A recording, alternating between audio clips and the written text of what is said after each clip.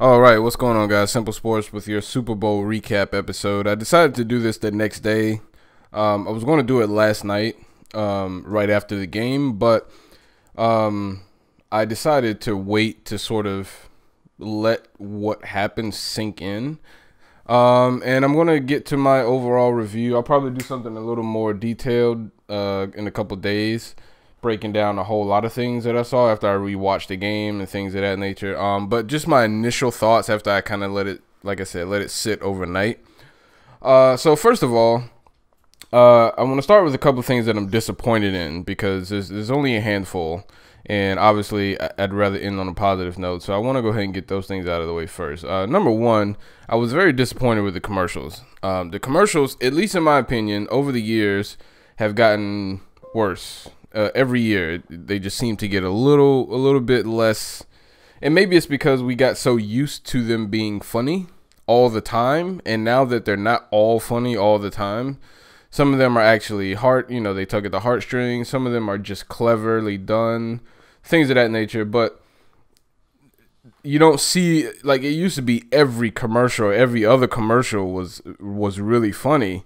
And now, that's not so much the case anymore. So I don't want to necessarily say that the commercials were bad. I just wish it would go back to that because for me, 100% honesty, this felt like another Sunday game to me, just like another, maybe like a primetime, Sunday night game or something like that. Because every commercial break, for the first half anyway, I sat through the entire thing.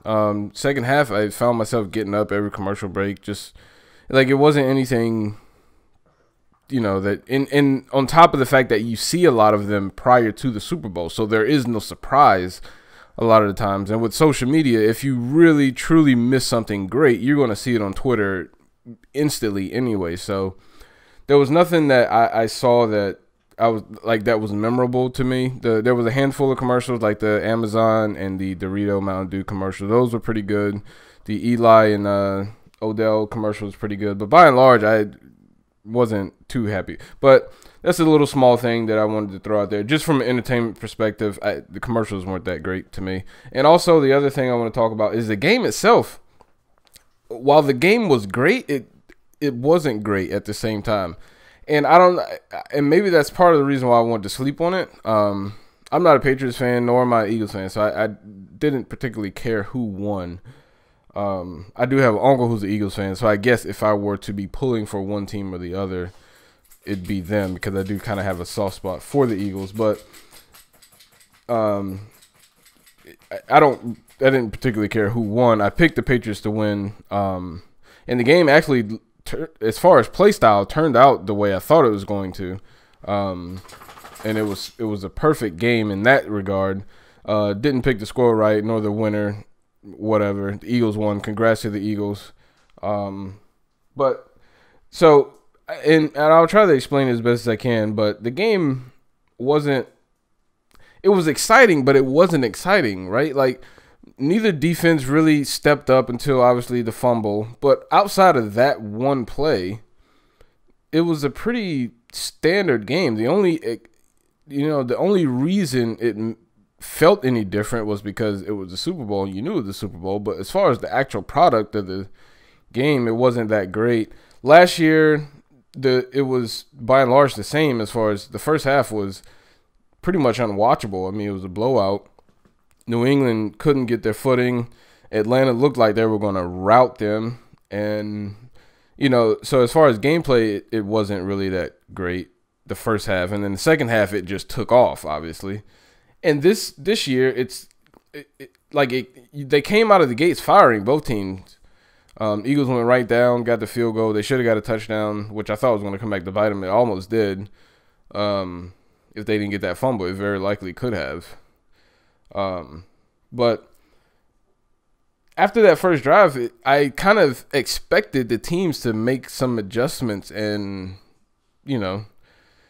come up with a couple of stops, even if they weren't turnovers, at least make them punt. I mean, it was like 7-on-7 flag football. So for me, and that's just me. I mean, I played defense when I played football. I played offense as well, but mostly defense. I was mostly defensive player.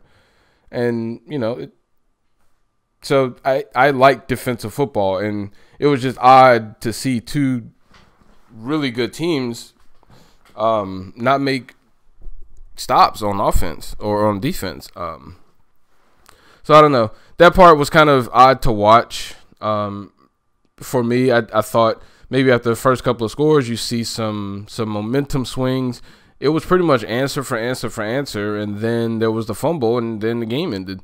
That's pretty much how the whole thing went. Like, both teams made a couple of mistakes. Both teams had a couple of turnovers or a turnover. Both teams had some penalties. I think the Pats only had one penalty, but they're a very disciplined team, so it's understood. But again, I think the Eagles had 6 or 7. I don't have the box score in front of me at the moment, but I think 6 or 7, something like that. They lit up the field. Brady threw for 505. Foles threw for like almost 400 yards. They each threw 3, or Brady threw 3, Foles threw 4. Like, they lit the field up. It was amazing in that regard. If you love offense, you like scoring. I just thought that we would see some of it sort of stop, and someone would stop the bleeding at some point. But both teams just kept going right down the field and scoring or getting field goals. And what happened is exactly what the Pats couldn't afford to have happen, which is what I said. They can't fall behind to the Eagles. You just can't. If they're in front, they get to do exactly what they want. And that's what they did the entire game. The Pats had a chance to come out and actually take the lead early, and they ended up only getting the field goal. The Eagles came out, had the false start, or it might have been a delayed game, one or the other, from like the 1 or 2 yard line. It ended up knocking them back, and they had to settle for a field goal on the opening drive. Pats get the ball back, and they come down and had to get a field goal, but you could go up 4 if you get the touchdown there, and who knows from that point. Changes the whole. Well, from what we saw, it looked like it would have just been the same story. But now at the end of the game, you're leading. You don't have to throw the ball down the field. Maybe you never know, because the way that game went, it was just back and forth as far as scoring. So I guess depending on who scored last, which in that game, in that case, it was the Eagles. But both teams left some points on the field. Both teams made some mistakes. Both teams had a turnover. Both teams were moving the ball down the field. Neither team could get a stop other than the one turnover. The difference was the Eagles got a huge play at the end of the game, and they happened to be winning. It's just that simple, really. They, if I'm not mistaken, what was the score?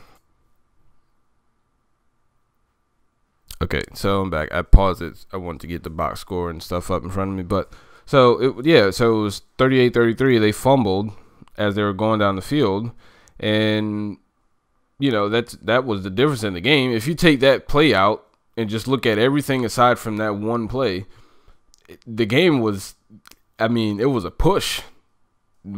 I don't think the Eagles were about to stop them other than the fumble. I think they would have went right down the field and scored, and depending on how much time was left, the Eagles probably would have come right back down and scored again. I don't think anything would have changed other than what happened, which was the fumble, and that was the big turning point in the game. Everything up to that point to me was pretty much a push, and it was great to see two teams be so equal, I guess.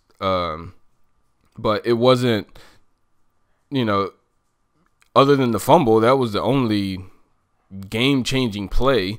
Nothing else seemed to be able to put the other team out of their misery. I think the Eagles are at one point were at 12. I think it was 15-3 in the first half. And then the Eagles the Pats go right down the score. But other than that moment, and that was the only moment where it felt like it could get out of hand.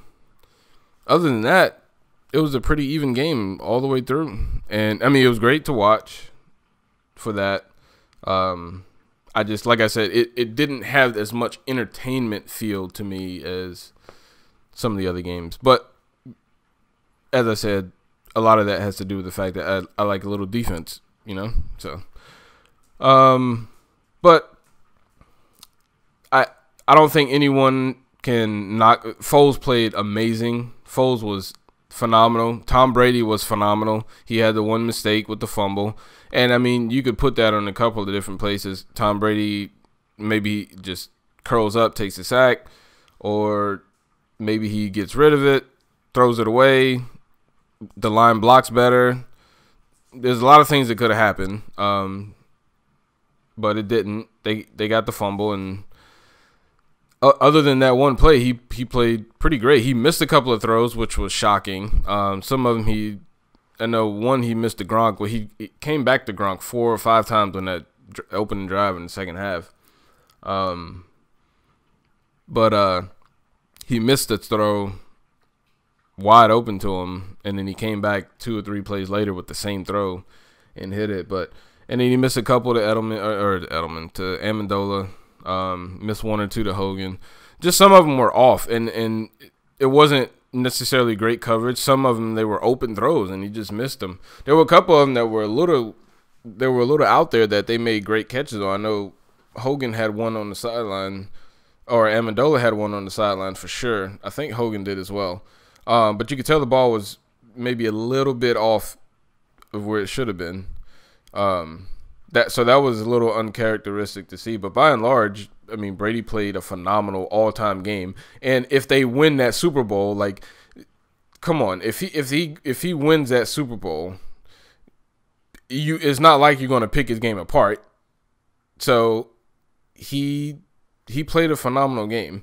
It's just he made a mistake very late in the game when he couldn't afford to make it. Well, you can't afford to make him ever, but definitely not there. So hats off to both teams, man. I don't know what the Eagles are going to do with Foles. Foles, like I said, he played his butt off, man. Not that I expected him to play poorly. I just didn't think he was going to do that. I mean, he was phenomenal. And they got a lot of the RPOs in for him, and he nailed them.